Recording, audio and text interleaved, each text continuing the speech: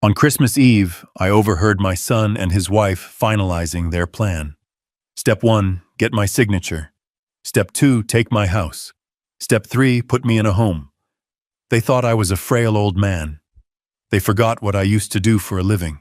By the time they returned to the house they thought was theirs, all that was left for them was a sold sign and a visit from the police. Before I continue, please let me know where you're watching from in the comments. Your stories and support mean the world.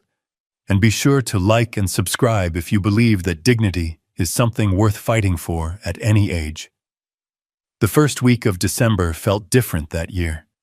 The cold that settled over Austin was sharper, and it seemed to find its way through the window frames of the house I had built with my wife Clara.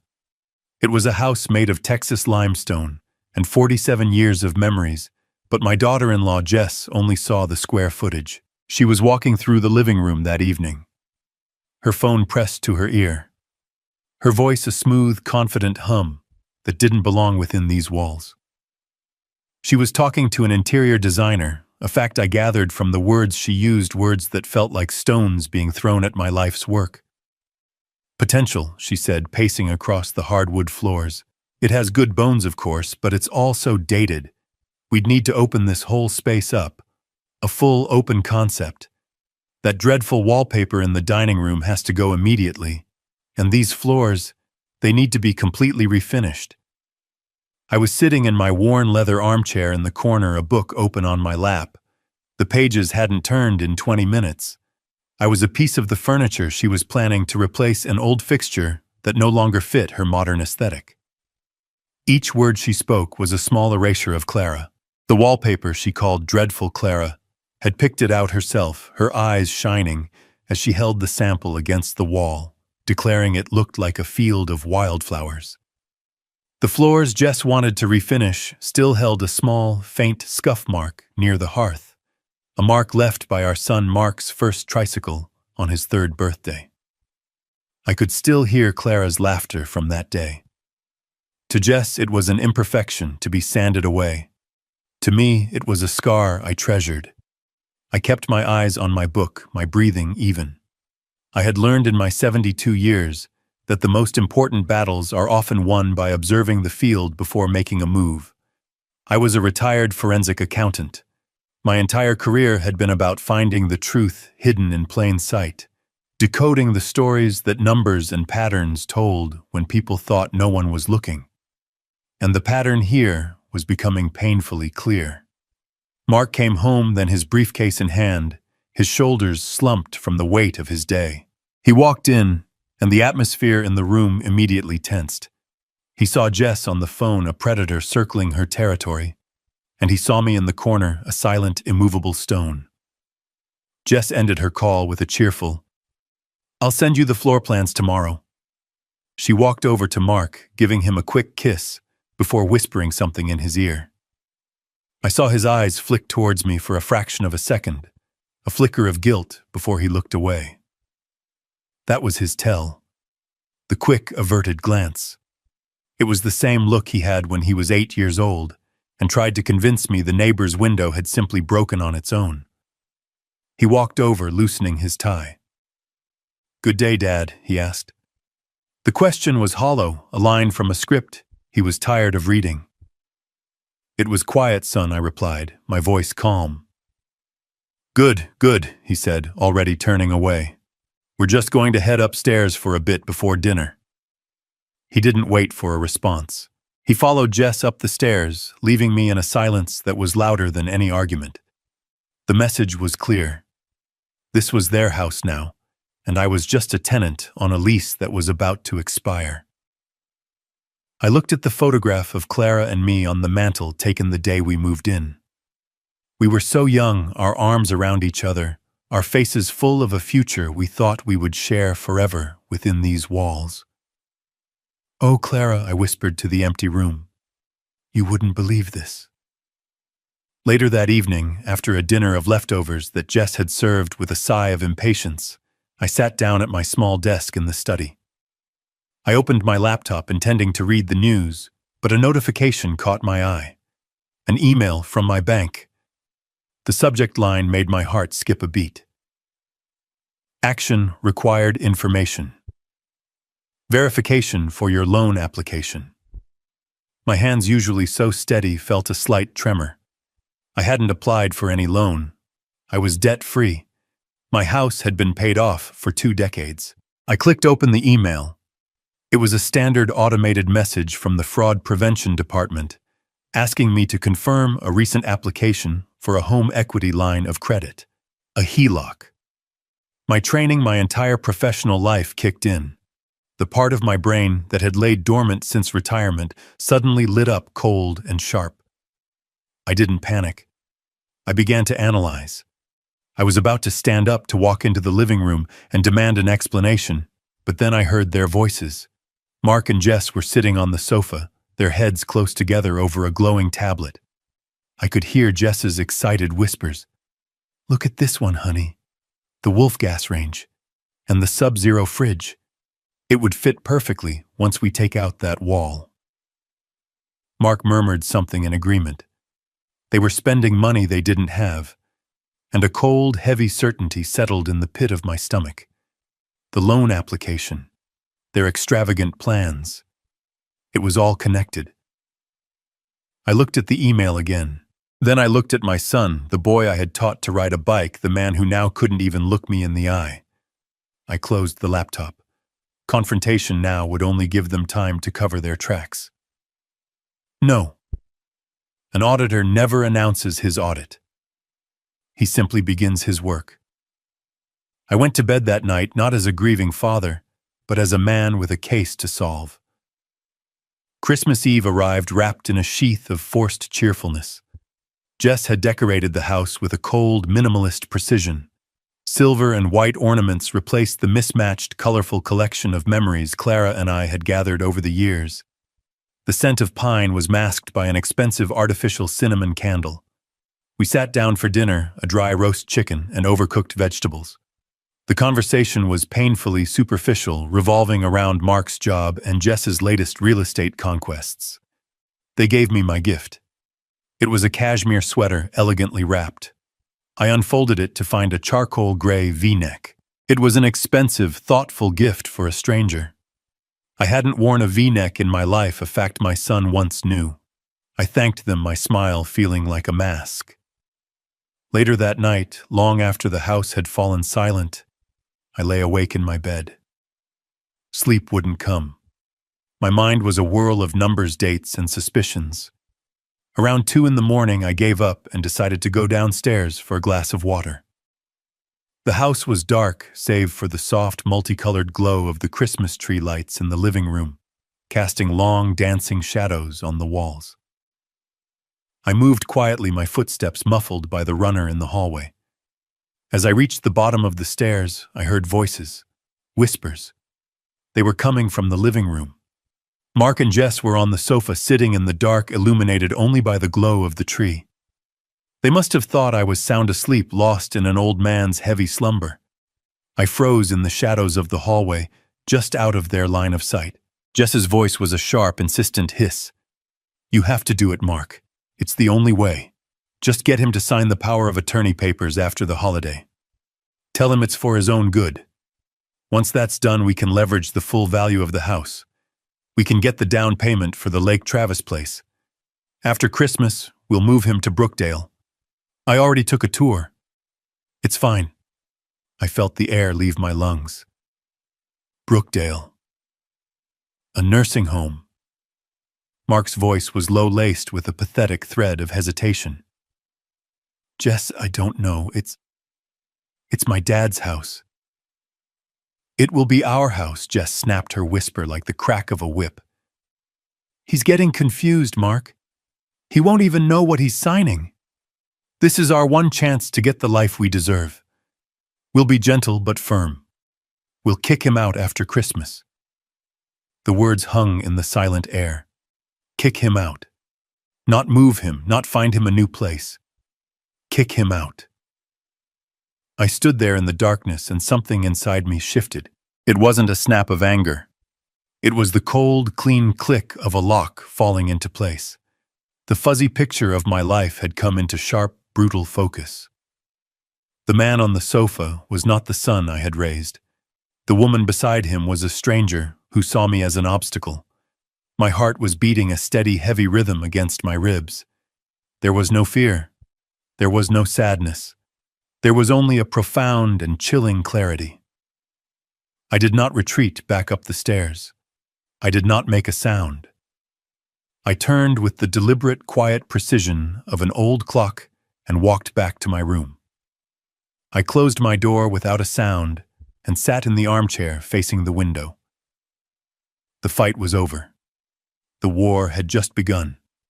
The part of me that had been a patient, grieving father was gone, replaced by the man I used to be. The man who could find a single fraudulent number in a million-page ledger. The man who understood that the only true justice is the one you build yourself, one piece of undeniable evidence at a time. They had made their move. Now it was my turn. The morning of December 26th dawned gray and damp, the sky weeping a slow, steady drizzle against the windows.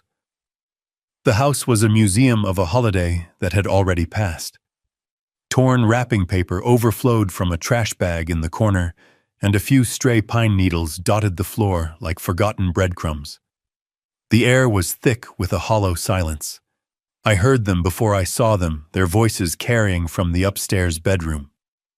Jess was talking about returning a gift, her tone sharp and annoyed. Mark's replies were tired murmurs. They came down the stairs dressed in new coats, their faces set with the grim determination of shoppers on a mission. Mark paused at the door. "We're heading out to the outlets, Dad," he said, not quite meeting my eyes. "There are some big sales on. We'll probably be gone most of the day." "All right, son," I said, looking up from the newspaper I wasn't reading. "Drive safe." Jess was already tapping her foot impatiently on the porch. "Let's go, Mark. We'll hit traffic." He gave me one last fleeting look of something I couldn't quite name, guilt, perhaps, or maybe just exhaustion. And then he was gone. I listened to the sound of their car starting the engine, revving a little too aggressively before the tires crunched on the wet gravel of the driveway. Then silence.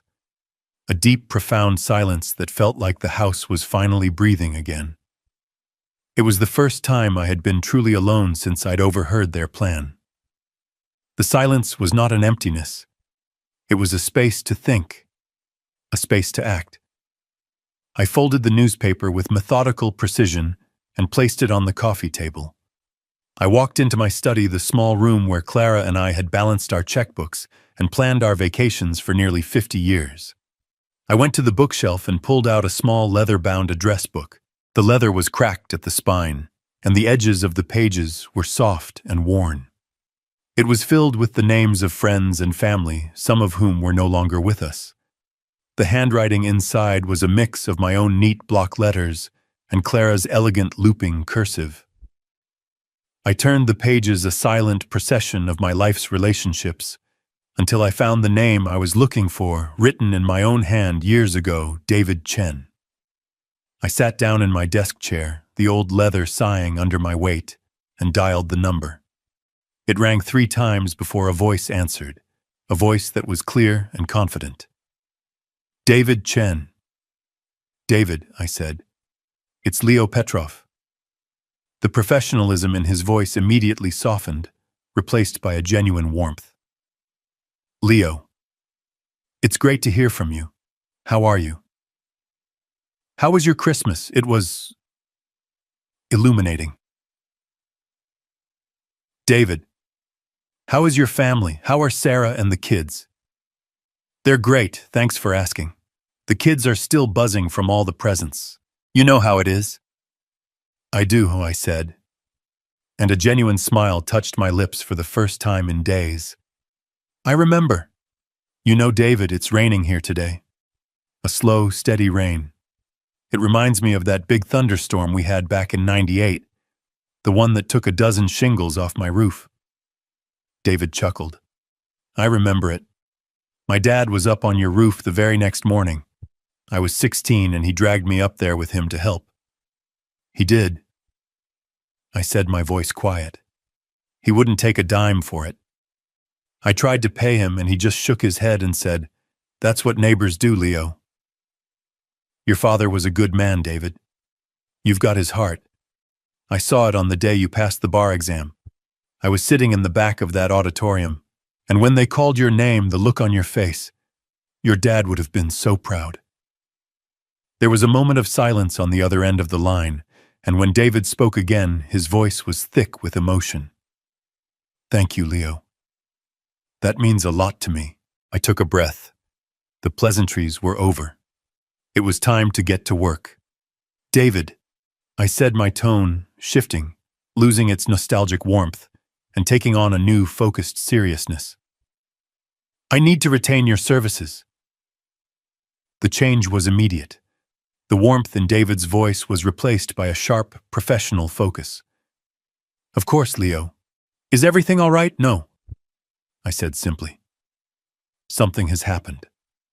On Christmas Eve, I overheard a conversation between my son and his wife. They believe I am becoming senile.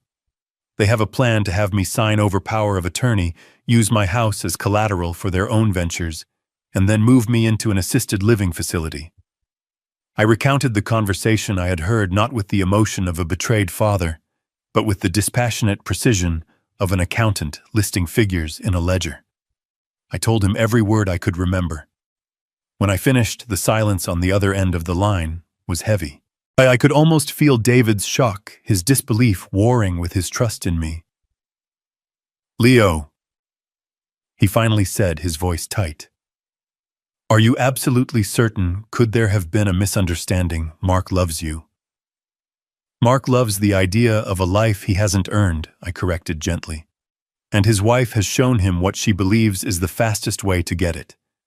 And yes, I am certain. There's more. I received an email from my bank about a HELOC application I never made. That was it.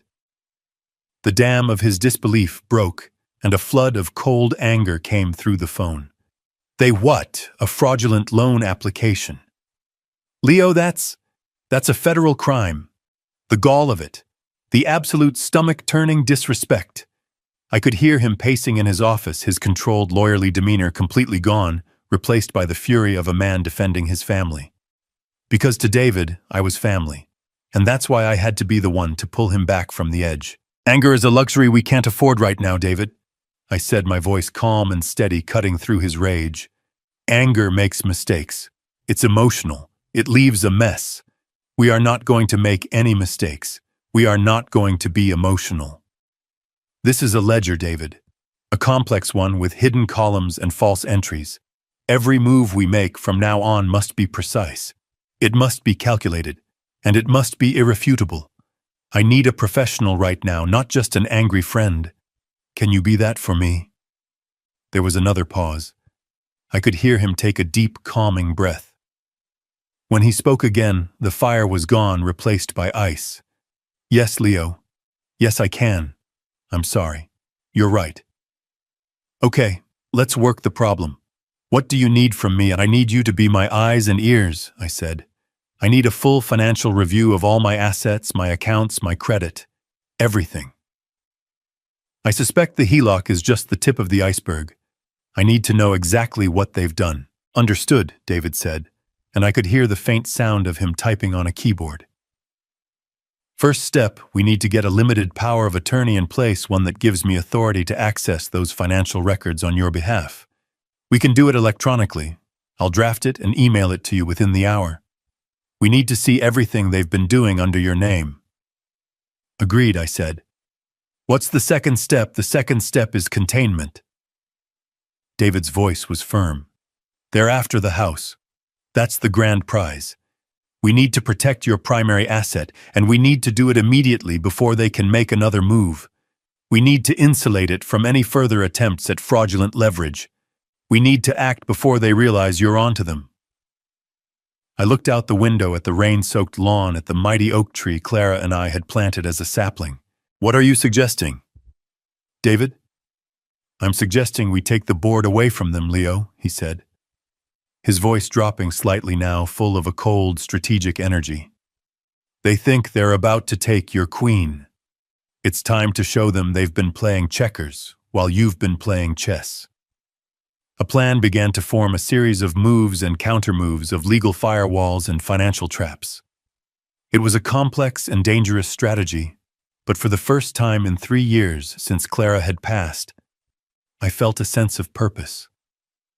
The grief that had been a heavy fog in my mind began to recede, replaced by the sharp, clear focus of a man with one last important job to do.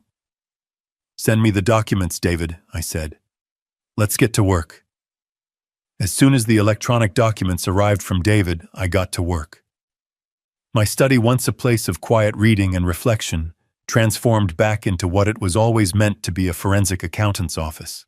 The rain had stopped, leaving the world outside washed in shades of gray. It was a perfect canvas for the black and white clarity of numbers. There is a truth in numbers that people can never replicate. They do not lie, they do not get emotional, and they do not forget. My son and his wife had forgotten that I'd spent my life in this world of unflinching truth. I logged into my primary bank account, my fingers moving across the keyboard with a muscle memory that had never faded. For years, my work had been to dive into the tangled financial histories of corporations to find the single misplaced decimal point or the cleverly hidden account that could bring a whole corrupt enterprise crashing down. I had navigated oceans of data. This would be like navigating a small pond, but it was a pond with a monster hiding at the bottom. I didn't start with my main accounts. That's not how an audit works. You start at the edges, at the periphery where people get careless. I ran a full credit report on myself first. I scrolled through the familiar lines of my mortgage paid in full, my one credit card with its modest balance also paid in full each month. And then I saw it. 6 months ago. A hard inquiry envoi from a secondary lender, one I had never heard of. It was a loose thread. I began to pull. A few more clicks, a few more passwords entered into a system that still recognized me as its master, and I found the source. It was a home equity line of credit. A HELOC for $150,000 opened against the full value of my home. My home. The home Clara and I had poured our souls into, now being used as an ATM for a lifestyle I didn't recognize. A coldness spread through my chest, but it was not the coldness of fear. It was the coldness of a laboratory, the sterile chill of pure, unadulterated fact. But I needed the paperwork. I needed the ink on the page. I picked up the phone and dialed the lender's customer service line. When a cheerful young woman answered, I pitched my voice to sound exactly as they expected, an old man to sound slightly frail, a little confused, but polite. "Hello, my dear," I began. "I hope you can help me. I'm just trying to get my papers in order. You know how it is at my age. My son helps me with these things, but I seem to have misplaced the original documents for a small loan I took out. Could you possibly be so kind as to email me a copy of the origination paperwork for my records?" I gave her the account number. She was happy to help. A minute later, an email landed in my inbox with a PDF attachment. I thanked her profusely and hung up. I took a slow, steadying breath, and I opened the file. The document loaded page by page. And then on page 4, I saw it. My signature, or what was supposed to be my signature, on the line above my printed name. I stared at it. To a stranger, it would have looked perfect. To a bank teller in a hurry, it was flawless. But to me, it was a grotesque caricature. I have signed my name for 72 years. I know its rhythm, its habits. The loop on my L always has a slight flatness at the top. This one was perfectly round. The cross on my T is always a little low. This one was perfectly centered. It was a careful, sterile, lifeless copy of my name, a forgery created with a steady hand and a cold heart. It was the signature of a ghost. Now that I had the account details and the proof of forgery, the final step was to follow the money. This was the part of the job I always found the most revealing. People can lie about their intentions, but their bank statements tell the unvarnished truth. I accessed the transaction history for the HELOC. The story of the last 6 months unfurled on my screen, a litany of greed and betrayal. The first withdrawal 6 months ago, $45,000, transferred directly to a BMW dealership in North Austin. I remembered the day Jess had driven home in her new white SUV. She'd claimed a huge commission check had finally come through. Mark had stood beside her, beaming with a hollow pride. The next series of charges 4 months ago, $12,000. The St. Regis Resort in Aspen, the airline tickets, the expensive restaurant bills. They had sent me a postcard from that trip, a picture of a snow-covered mountain. "Thinking of you, Dad. It's a work conference, but we're making the most of it," the card had said. Then came the stream of smaller, more insidious transactions. Neiman Marcus, Louis Vuitton, a $5,000 watch from a boutique downtown, the one I recognized as the new one on Mark's wrist. They weren't just planning for a future without me. They had been actively looting my past, dismantling the financial security Clara and I had spent our lives building, all to create a facade of wealth. I was no longer just an obstacle in their way. I was the secret, unwilling investor in their lie. I methodically saved every statement, every transaction record. I highlighted every purchase. I built my case brick by brick until the structure of their deceit was undeniable, a fortress of fraud with my name forged on the cornerstone. Then I picked up the phone and called David again. When he answered, I didn't waste time with pleasantries. "David," I said, my voice as flat and hard as a granite slab. "It's worse than we thought." "What did you find, Leo?" "I found a $150,000 HELOC taken out 6 months ago with a forged signature. I'm sending you the documents now. I also have the full transaction history. It seems my son and his wife have been living quite well on my equity." I emailed him the files as I spoke.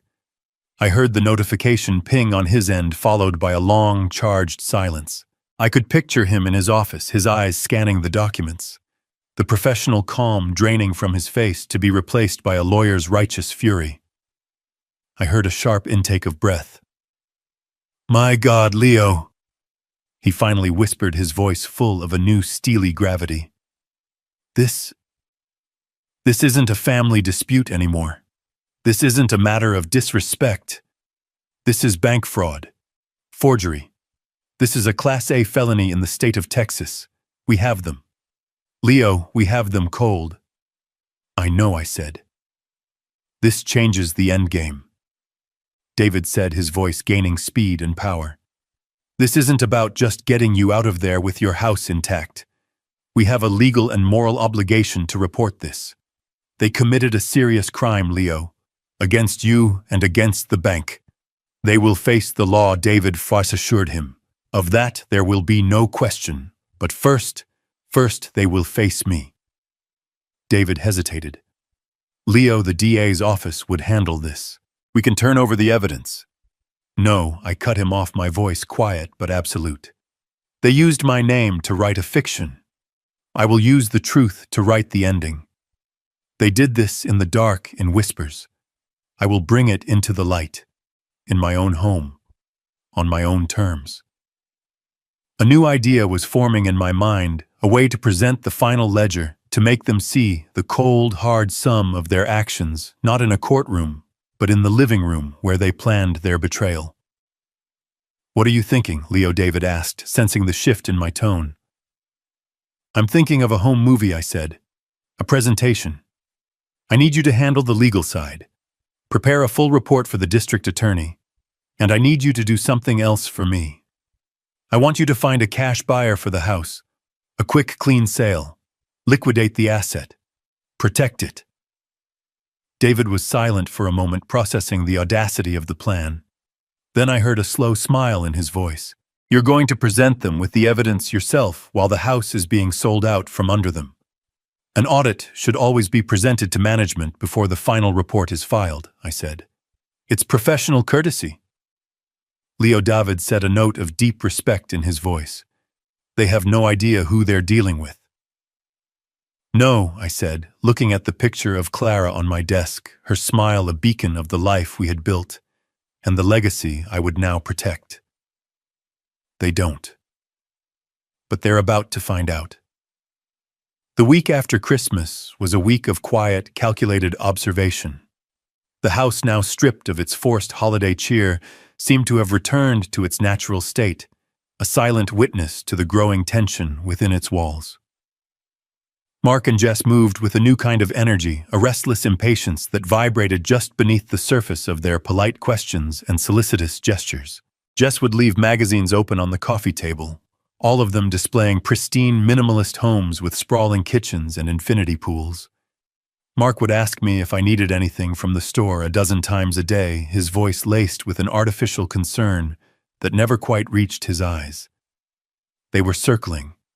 I was the patient old lion, and they were the hyenas waiting for me to show the final sign of weakness before they moved in for the kill. They thought my silence was frailty. They had no idea it was a forge hardening my resolve with every passing hour. They chose a Tuesday evening to make their move. We had just finished a quiet dinner of takeout, the styrofoam containers still sitting on the kitchen counter. I was in my armchair reading when they approached. They moved together a united front. Jess was holding a thick manila folder, at least an inch thick, bound by a heavy-duty binder clip. She placed it on the small table beside my chair. The sound it made was not the soft rustle of paper, but a solid, definitive thud. It was a statement, an ultimatum disguised as a folder. Mark cleared his throat, the sound unnaturally loud in the quiet room. He pulled over a dining chair and sat down, leaning forward with his elbows on his knees, adopting a posture of earnest sincerity that I knew he used in his sales meetings. "Dad," he began, his eyes fixed on a point just over my shoulder. "Jess and I have been talking and, well, we've been worried about you." "Worried about what, son?" I asked, closing my book, but keeping my finger in place to mark my page. "Just everything," he said, waving a vague hand. "The bills, the maintenance on the house, your accounts. It's a lot for one person to handle. We want to help you. We want to take that burden off your shoulders." Jess, ever the smooth, closer, leaned against the arm of the sofa, her smile radiating a condescending warmth. "It's really just a formality, Leo," she said, her voice like honey mixed with poison. "It's about proactive planning. We've had a lawyer draw up some standard paperwork that will allow Mark to help manage your finances. It's just so you don't have to worry about a single thing. We'll handle all the boring bills and paperwork from now on." I looked at the thick stack of papers. A formality. Before they had even sat down, as I heard them coming down the hall, I had picked up my phone from the table. I had tapped the screen, opening the voice memo app and pressing the red record button. Then I had placed it face down beside my reading lamp, a silent, unblinking ear, ready to capture every word. "Well," I said, my voice a little gravelly, "that's very thoughtful of you both." I reached for the folder, my hand intentionally a little shaky. I lifted the stack of papers, letting their weight seem almost too much for me. My. That's a lot of paperwork for a simple formality. I fumbled in my shirt pocket for my reading glasses, taking my time. I slid them on, then proceeded to put on a show. I held the papers up close to my face, squinting. Then I held them out at arm's length. I let out a frustrated sigh. Good heavens. The print seems to get smaller every year. Or maybe it's just my old eyes. I took the glasses off and rubbed the bridge of my nose wearily. "Mark, I can barely make out these headlines. What exactly is all this?" Mark shifted in his chair, visibly relieved to be given a task, a script to read from. "Of course, Dad. The first section is the most important. It's a durable power of attorney." I feigned confusion, looking at him over the top of my glasses. "Durable like a good pair of boots, that sounds very important. What exactly does durable mean in this case, son?" I made my voice sound innocent, the question of a man genuinely trying to understand. He took the bait. On my phone, his voice was being recorded, clear and confident. "It just means that it remains in effect even if you were to become incapacitated, Dad. It allows me to make financial decisions on your behalf to ensure you're always taken care of. I see, I murmured, nodding slowly. Taken care of. And what's this next part? It looks even more complicated. I pointed to another section, my finger trembling just slightly. Jess, sensing Mark was struggling, jumped in smoothly. That's just the legal framework for asset management, Leo. It ties into the power of attorney. It covers things like property and investments. Property? I asked, my eyes wide. You mean the house? Well, yes, the house is your biggest asset, she said, her smile never faltering.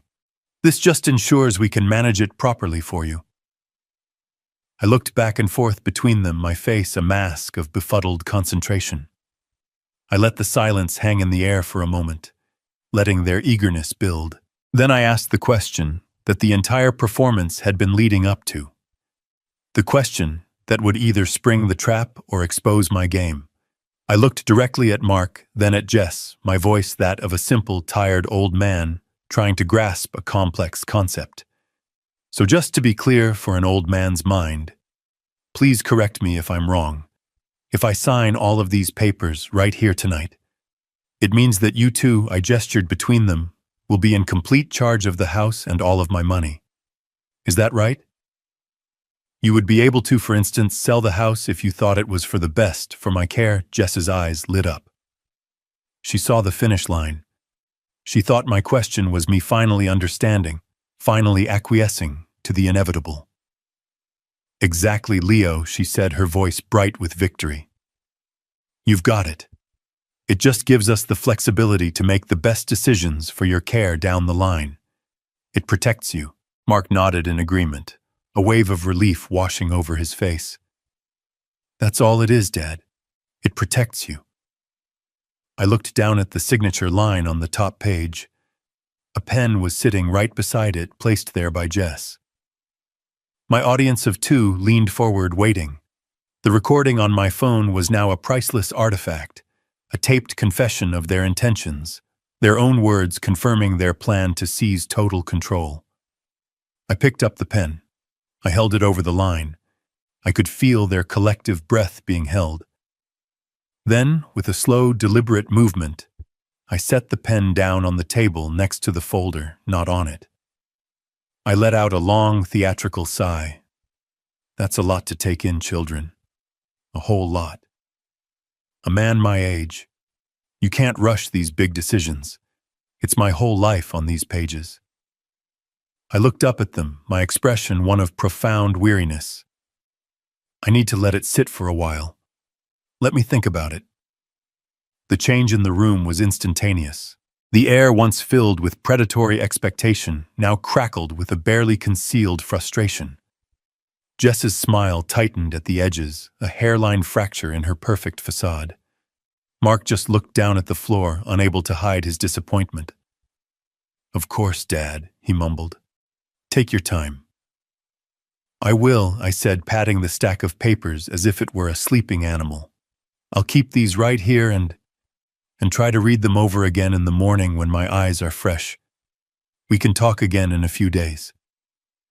They stood up, the meeting clearly adjourned by me, its weakest member. They walked away, and as soon as they thought they were out of earshot, I heard Jess hiss at Mark. What was that? He was right there. Just give him a few days. Jess, Mark whispered back. He's old. He's just scared. He'll sign. I heard their footsteps recede up the stairs. I sat there in the quiet living room, the folder on the table beside me like a ticking bomb. I reached over and calmly stopped the recording on my phone. They thought they had failed for the night. They had no idea they had just succeeded beyond their wildest dreams. They had just handed me the final crucial piece of my case against them. They thought I was a confused old man who needed time to think. The truth was, I was a forensic accountant who had just successfully completed his deposition. And I had all the evidence I needed. The days that followed were a study in duality. I was living two lives under one roof. In the evenings and early mornings, I was Leo Petrov, the quiet, slow-moving father, the man my son and his wife saw as a relic to be managed. I would sit in my armchair, read my books, and answer their hollow questions with tired, simple responses. I played the part they had written for me, and they, in their arrogance, believed the performance. But the moment the sound of their car faded down the street each morning, the house would transform. The quiet living room became my command center. The tired old man would recede, and the forensic accountant would emerge. I moved with a new purpose, a quiet energy that filled the empty spaces they left behind. My mind, which they thought was clouded with age, was a flurry of calculations, strategies, and timetables. The first move happened on a Thursday. At precisely 10 in the morning, a modest sedan pulled into my driveway, not a flashy car that would draw a neighbor's attention. David Chen got out, but he wasn't alone. With him was a man in his 50s named Mr. Harrison. He was the cash buyer David had found, a professional real estate investor who specialized in discreet, off-market transactions. He didn't look at the house with the starry eyes of a prospective homeowner. He looked at it like a doctor examining a patient. We didn't linger on the curb appeal. I led them inside, and Mr. Harrison conducted his inspection with a quiet, swift efficiency. He didn't comment on Clara's wildflower wallpaper or the color of the kitchen cabinets. He ran his hand along a wall in the living room, testing for structural integrity. He spent 5 minutes in the basement looking at the foundation and the plumbing. He was not buying memories or a dream. He was buying an asset, a collection of wood, stone, and copper wiring. His clinical approach was a strange comfort. He was detached from the soul of the house, which was exactly what I needed. He was the surgeon who could perform the necessary amputation. As he was finishing his tour, he paused in the doorway of the master bedroom and looked at me. "You've lived here long?" he asked, his voice not unkind. "My whole life," I answered, the words feeling both completely true and like a summary of a book I was about to close. He nodded once, a gesture of professional respect. On the way out in the living room, he turned to David and named his price. It was a fair all-cash offer, slightly below market value, in exchange for a closing in just 2 weeks. No inspections, no contingencies. A clean, fast transaction. "My client accepts," David said, shaking his hand. And just like that, a 47-year history was reduced to a number on a future contract. The first major gear of my machine had turned. That afternoon, after David and Mr. Harrison had gone, I began the most difficult part of my work. I went up to the attic and brought down a set of sturdy, empty boxes. The task was not to pack up a life, but to distill it. I was not moving. I was extracting the essence. I left the furniture where it stood. The dining table where we'd hosted decades of Thanksgiving dinners, the sofa where I had taught Mark to read. They were just objects, now stage props from a play whose run was over. Instead, I packed the things that held no monetary value, but were to me priceless. I carefully took down the large framed photograph of Clara and me from the mantel and wrapped it in a soft blanket. I went to her closet, which still held the faint, familiar scent of her perfume, and took out her old recipe box. I ran my thumb over the worn index cards. Her familiar cursive detailing the ingredients for pot roast and apple pie, the corner of one card stained with a drop of vanilla extract.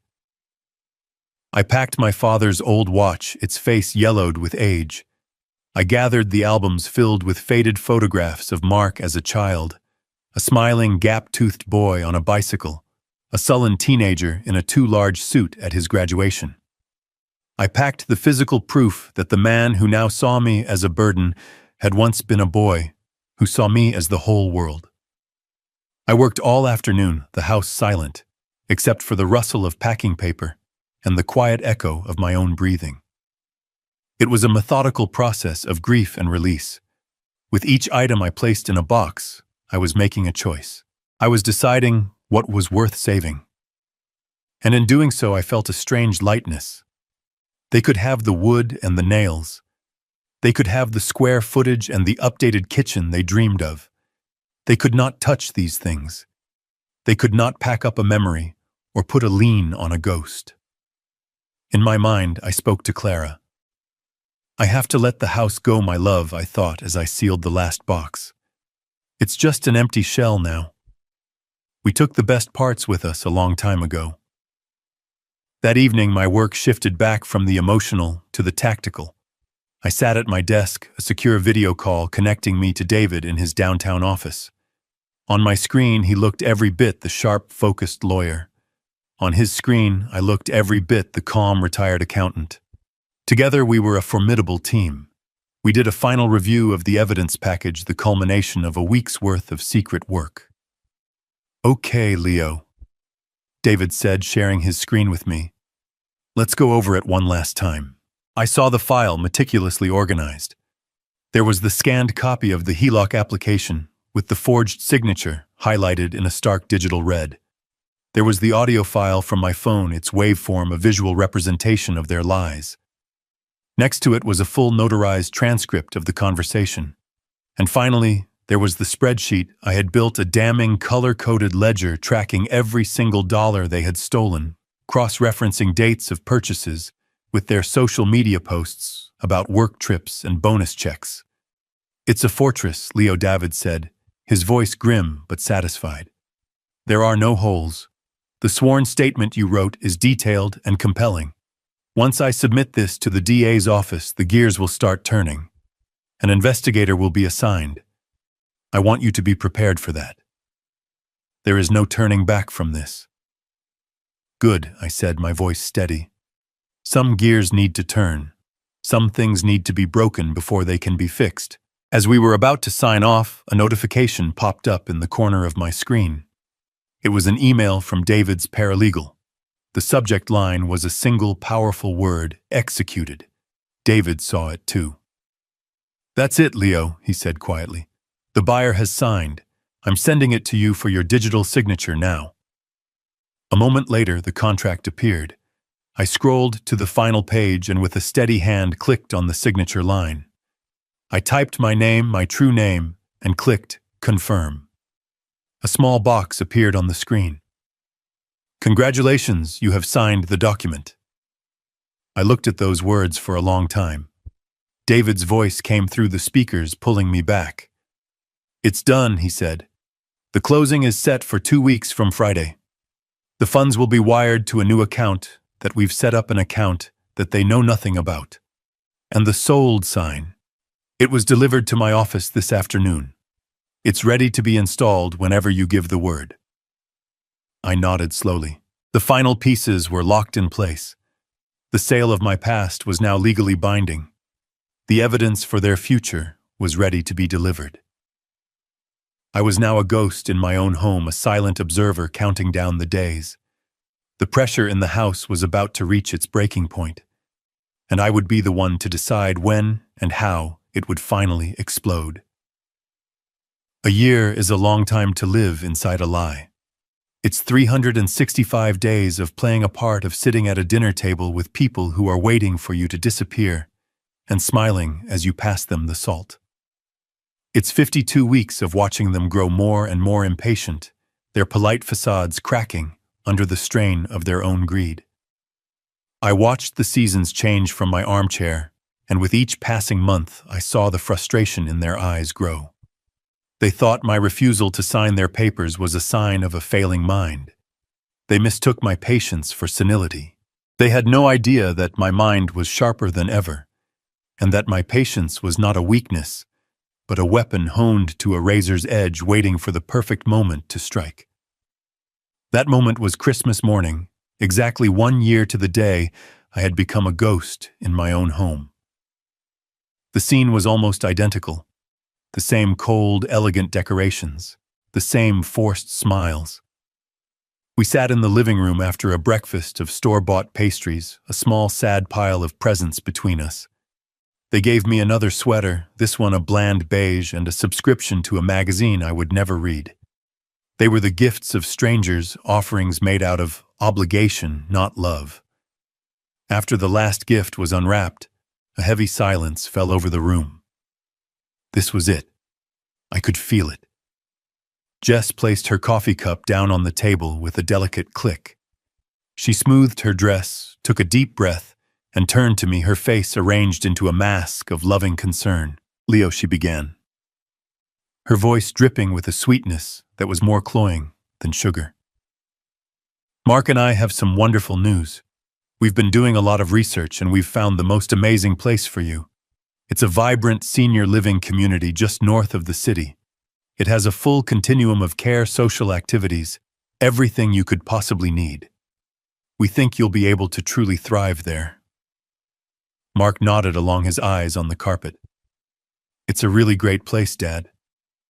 We went for a tour. We think you'll love it." They had finally said it. The words they had whispered in the dark a year ago were now being presented to me in the bright morning light as a gift. The final loving push out of my own life. I looked from Jess's predatory smile to Mark's downcast, guilty face, and I smiled back. It was not a smile of sadness or resignation. It was a calm, serene smile, the kind of smile a man has when he is holding all the winning cards. They both faltered for a second, confused by my placid reaction. "Well," I said, my voice surprisingly strong and clear in the tense silence, "that sounds very thorough. But before I go anywhere, there's something I'd like to share with all of you. A little tradition I'd like to start. I've prepared a special home movie, a look back at the last year." I reached for the television remote on the table beside me. Jess shot Mark a look of pure annoyance.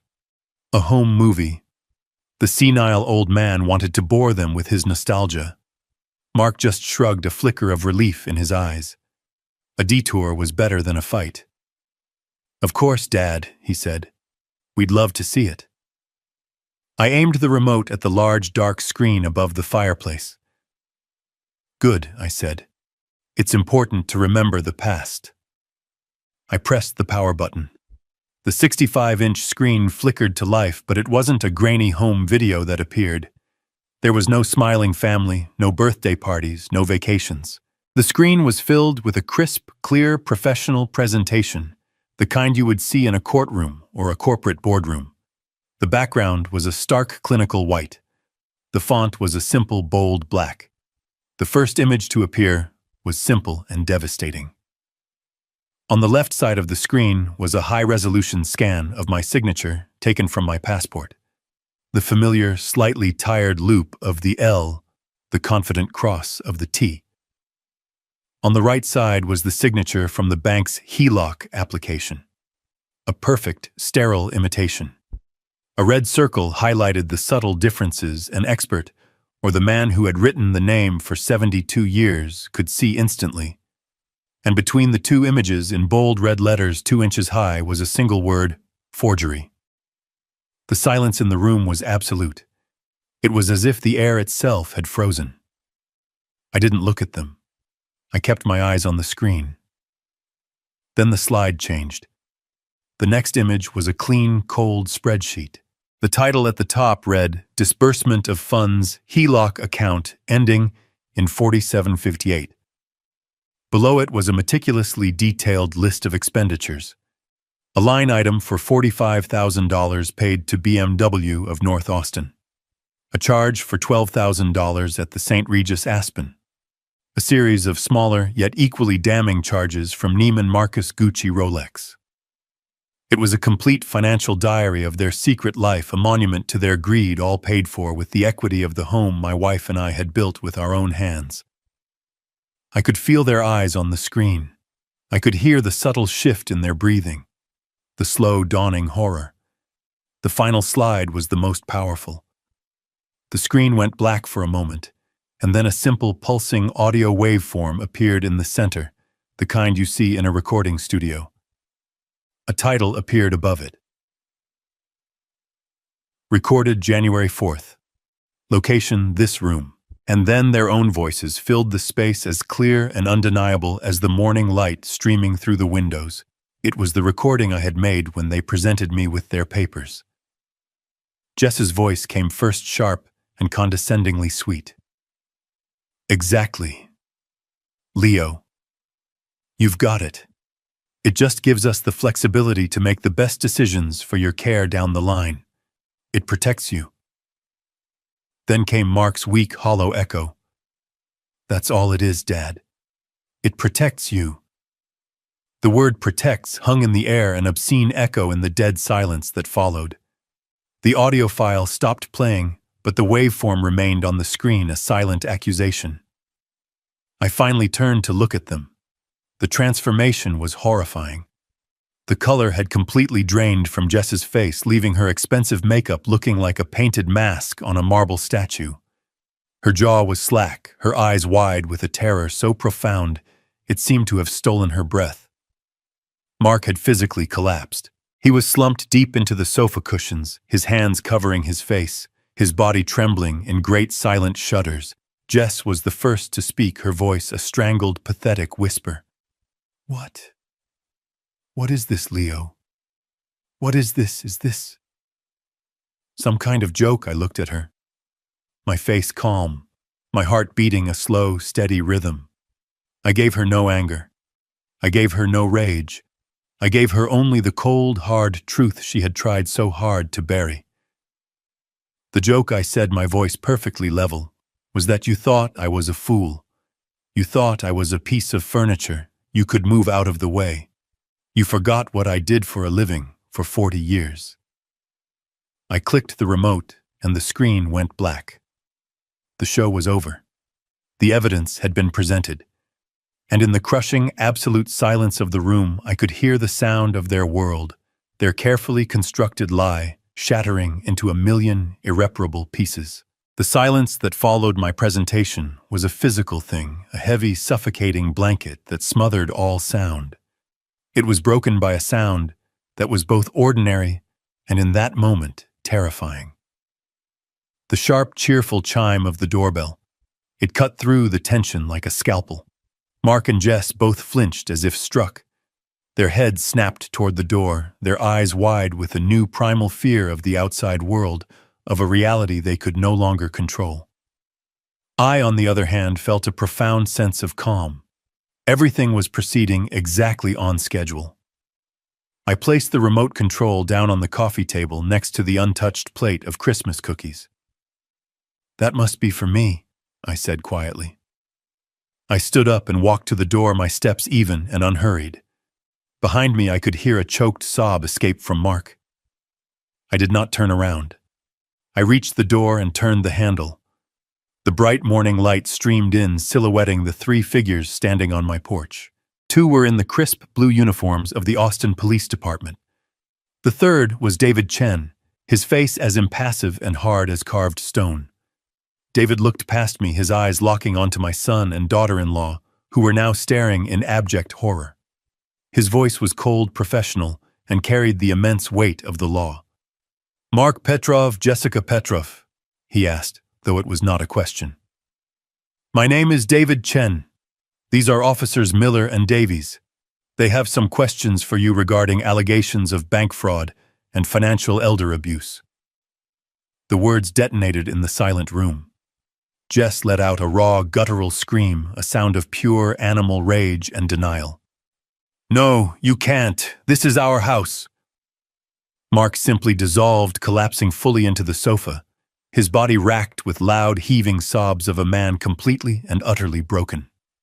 The officers stepped inside, their presence calm and authoritative amidst the chaos, and began their procedure. Their world had imploded. My work here was done. I turned away from the scene, away from the wreckage of their choices, and walked down the short hallway to my bedroom. I opened the door, picked up the small, single suitcase I had packed weeks ago, and walked back out. I passed the living room without a glance. I walked past the police officers, past David, who gave me a subtle, respectful nod, and past the ruins of my son. I stepped out of the front door into the cool, clean air of Christmas morning. The world outside was peaceful. A neighbor was walking his dog. Christmas lights blinked cheerfully from across the street. I walked down the familiar stone path, the one Clara and I had laid with our own hands so many years ago. I did not rush. I did not look back. My gaze drifted forward toward the street and settled on the front lawn. There, planted firmly in the green grass, was a sign.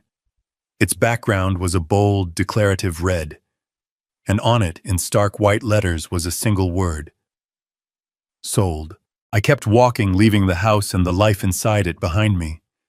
They had tried to kick me out. Instead, I had chosen to leave, but on my terms, with my dignity intact and my future my own. They were left to face the justice they had earned. I was walking toward a quiet, peaceful life they could never touch. The screen goes dark. This story is a powerful reminder that dignity is not something you outgrow. It is something you defend at any age. True strength is rarely loud. It is found in the quiet patience of a person who observes, gathers facts, and acts with precision. It teaches us that underestimating those who seem frail or silent is a dangerous mistake. Their silence is not emptiness. It is the space where a plan takes root. Justice isn't about revenge. It's about presenting the undeniable truth and calmly walking away from the wreckage you did not create. Share your thoughts on Leo's brand of justice in the comments below, and subscribe for more stories where the quiet ones finally have their say.